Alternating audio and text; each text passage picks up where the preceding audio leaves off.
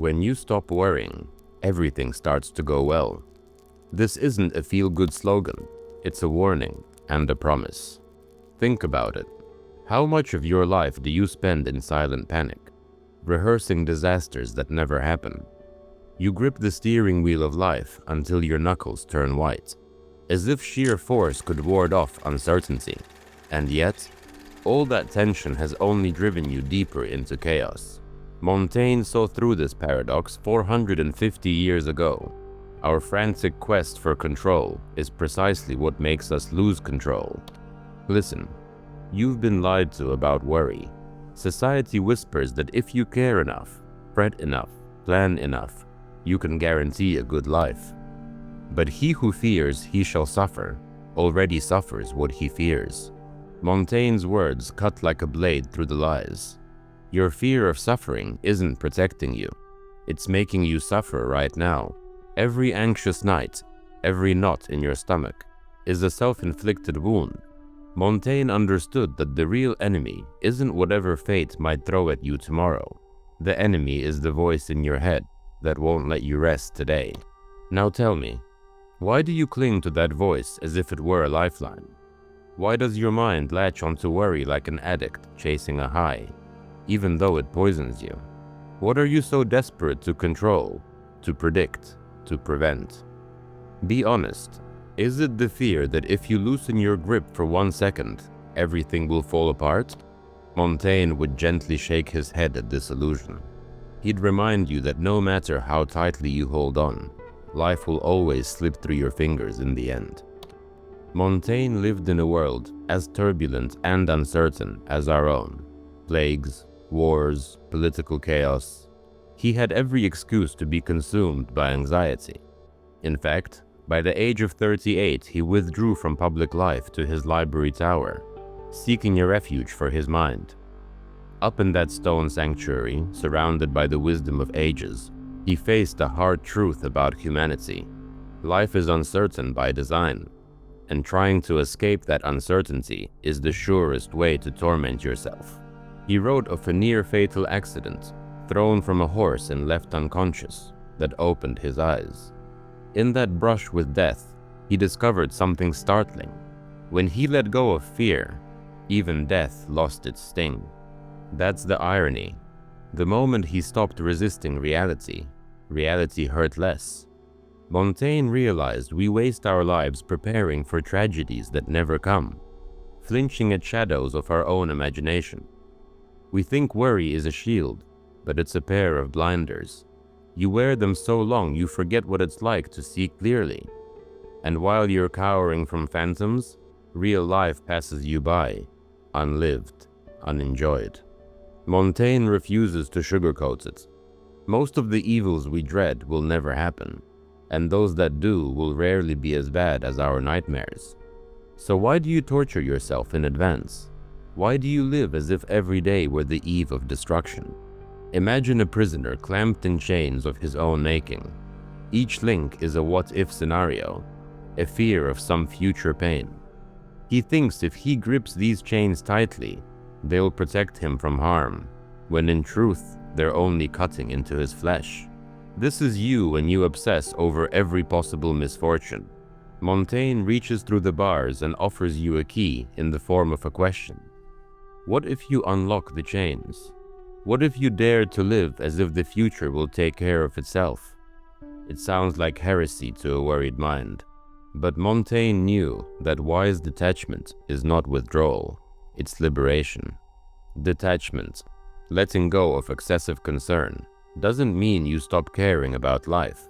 It means you stop clinging so tightly that you choke the life out of life.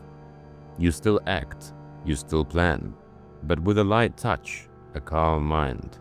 Montaigne learned from Stoic thinkers and personal pain alike that true freedom comes from wanting what is, not what you wish it to be. Worrying is a way of saying reality isn't good enough, that you refuse to accept uncertainty. Detachment is saying, I'll do my best, but I release the rest. It's not indifference, it's wisdom. Here is Montaigne's challenge. Dare to trust life a little. He asks, why do we grant so much authority to our anxious predictions? How many times have you predicted disaster and been dead wrong?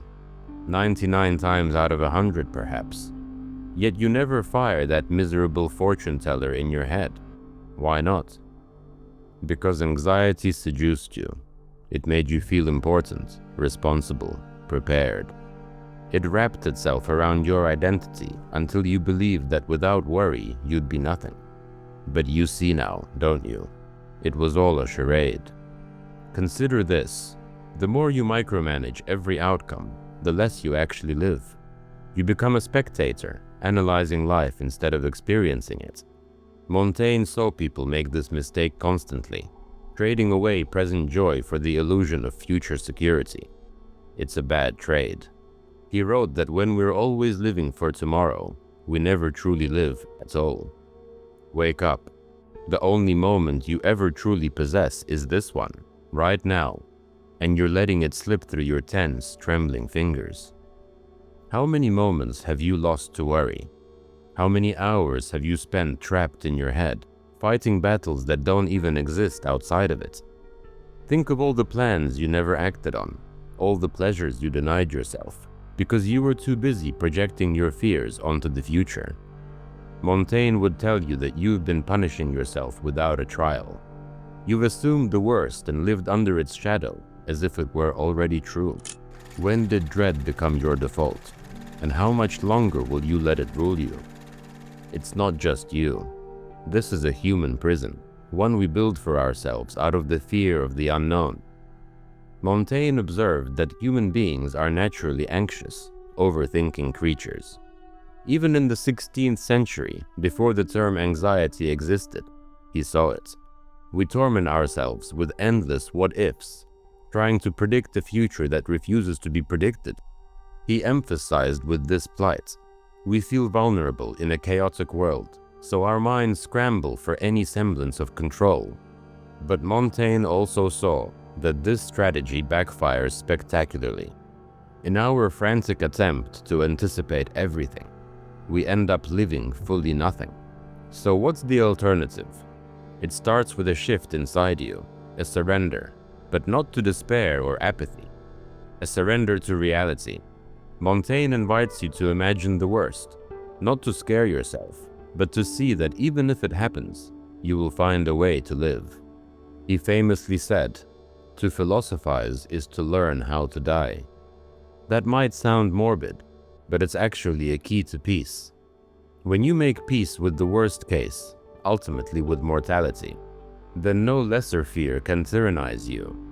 You stop treating life like a problem to be solved and start living it as an experience to be savored, uncertainties and all. Look at your own experience. Haven't you noticed that when you finally stop obsessing over a problem, that's when the solution appears? Or when you quit chasing someone's approval, that's when they start respecting you. This isn't magic or coincidence. It's how human psychology works. Montaigne intuited this long before modern psychologists gave it names. Clinging creates tension. Tension repels. Letting go creates space. Space invites opportunity. Worry is a form of force, an inner pushing and pulling that ironically pushes away the very things you desire. When you release that force, you drop back into flow, into alignment with reality as it is, not as your fear distorted it. Picture yourself at a social gathering, trying so hard to say the right things, to impress, to not offend. You're wearing a polite mask glued tight by anxiety, and people sense it. They smell the fear on you. It's ironic. The more you try to control their perception, the less authentic you become, and the less they truly connect with you. Montaigne's insight here is liberating. The world will never fully comprehend you, and that's perfectly okay. So take off the mask. Speak your truth with calm simplicity. Those who matter will stick around. Those who don't were never worth your contortions anyway. Montaigne believed that caring too much about others' opinions is a poison. He watched people twist themselves into knots to gain acceptance, to avoid criticism, only to lose themselves in the process. And he knew the absurd truth.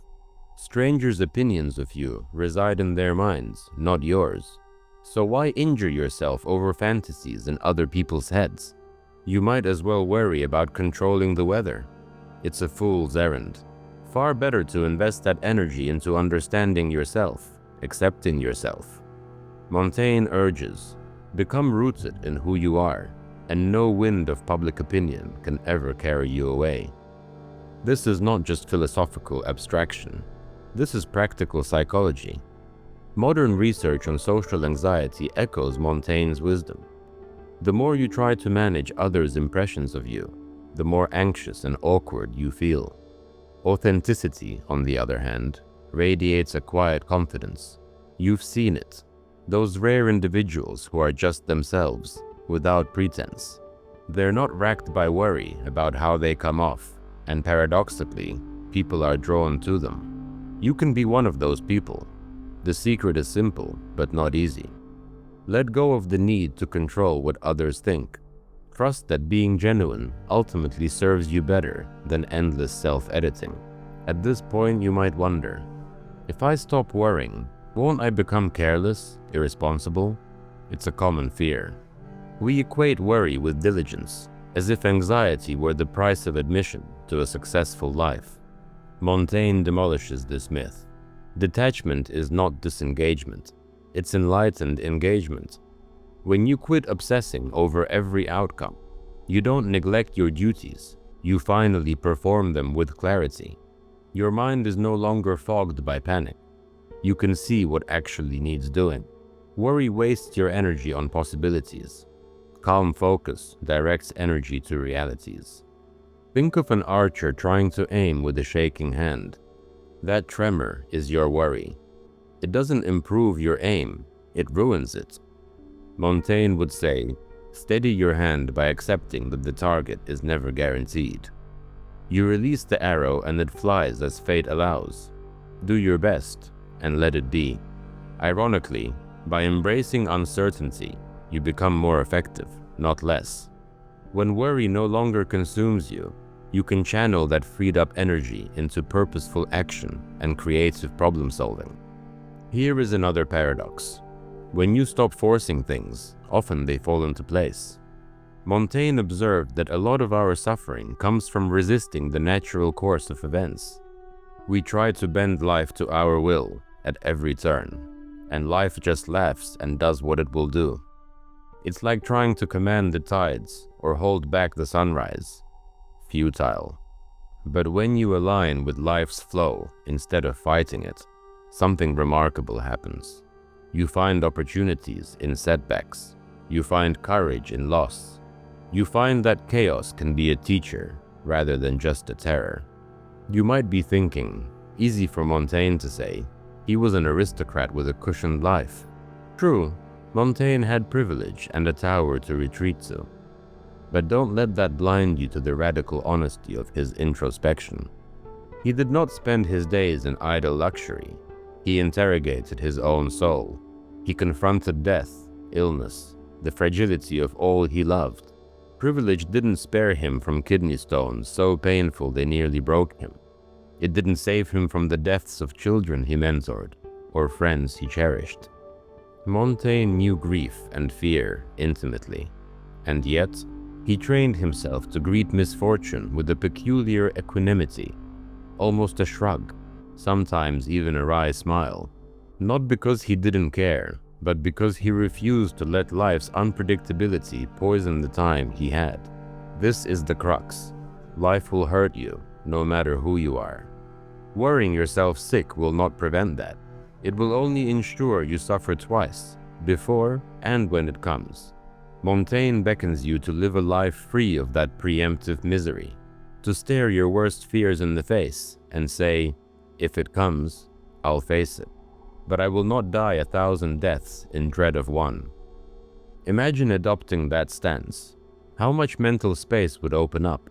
What could you accomplish if anxiety weren't eating up your energy every day? Let's be clear.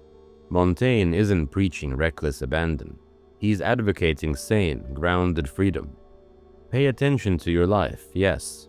Fulfill your responsibilities. But stop worshipping the god of control. You will not appease it with offerings of worry. Worry is a false god. It demands everything and gives you nothing in return. Montaigne gently mocks our delusion of control by pointing out that we can barely control ourselves most of the time. Our thoughts, our appetites, our moods, let alone the vast world beyond us. So why not laugh at the absurdity and live anyway? It's time to confront a hard question. Have your worries ever really kept tragedy at bay? Or have they simply robbed you of joy while you were safe? You already know the answer. Look back at the crises of your life. Did your endless anxiety beforehand make them any easier to bear? Or did you find when the moment came, you dealt with it using strength you didn't know you had?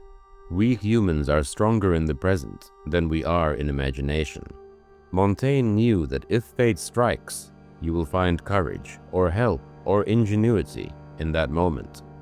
And if it never strikes, you wasted a perfectly good life cowering from ghosts. So Montaigne offers a deal. Relinquish your illusion of control, and you will reclaim your peace of mind. Make no mistake, this demands humility, a kind of intellectual surrender. You have to admit that you are not the master of the universe, that you cannot know or dictate every outcome. That is humbling. But in that humility lies relief. It's like setting down a burden you were never meant to carry. Montaigne's whole philosophy is imbued with this humility. Que sais-je? He asked. What do I know? It wasn't a throwaway line. It was a personal mantra against uncertainty and arrogance. And guess what? When you stop pretending to know the unknowable, you stop worrying about the uncontrollable. At this stage, something shifts. When you internalize Montaigne's insights, you begin to sense a quiet power building in you, not the noisy power of domination or guarantee, but the silent power of poise. You become like a seasoned sailor who has learned not to curse the storm, but to trust in his boat and his skill, adjusting the sails calmly as the winds change. You can't calm the storm, but you can calm yourself. And in doing so, you navigate life's tempests far better than the panicked novice who tried to outshout the thunder. Do you feel it? That possibility of freedom stirring in your chest. It's been there all along, chained under layers of worry. Montaigne is handing you the key. He is whispering that the chains were never locked, only clutched in your own tense fists. Open your hands, let the links drop. Yes, uncertainty remains, always it will. But now, instead of chains, you have choices. Instead of fear, you have clarity. If you stay still, you fall back to sleep. And if you fall back to sleep, you know what awaits you. Another life on autopilot, driven by fear, wasted in illusion. Don't you dare let that happen. Not after you've seen the truth behind your worries. Before closing, leave one sentence in the comments. Not a reaction, not a slogan. One brutally honest sentence that marks the moment you stopped lying to yourself. Disappear, live, and when you're ready, come back. I'll be waiting, where I always am, on the edge, where it all begins.